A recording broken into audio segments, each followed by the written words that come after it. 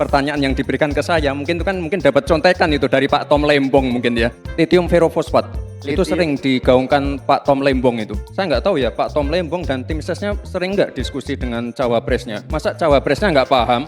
Thomas Lembong atau akrab disapa Tom Lembong menjadi trending topik usai disebut cawapres nomor urut 2 Gibran Raka Buming Raka dalam debat keempat Pilpres Minggu 21 Januari 2024. Dalam sesi tersebut, Gibran menyebut nama Tom Lembong kala berdebat dengan cawapres nomor urut 1 Muhaimin Iskandar.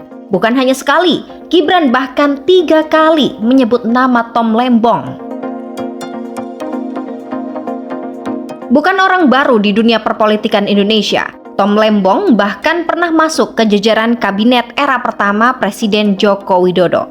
Pada Agustus 2015 hingga Juli 2016, Tom Lembong dimandati sebagai Menteri Perdagangan RI.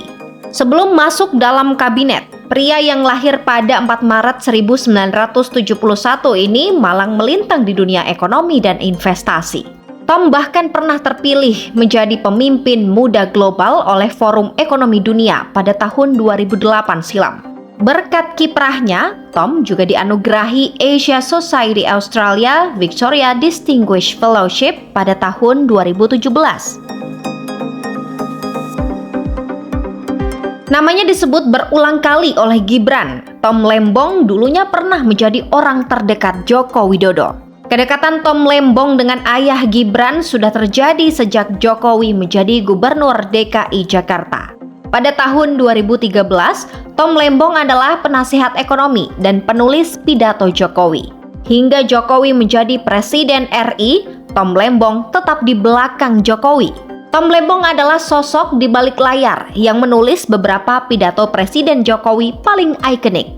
Di antaranya adalah pidato Game of Thrones pada pertemuan IMF Bank Dunia di Bali tahun 2018 dan pidato Thanos yang disampaikan Jokowi saat berbicara di Forum Ekonomi Dunia.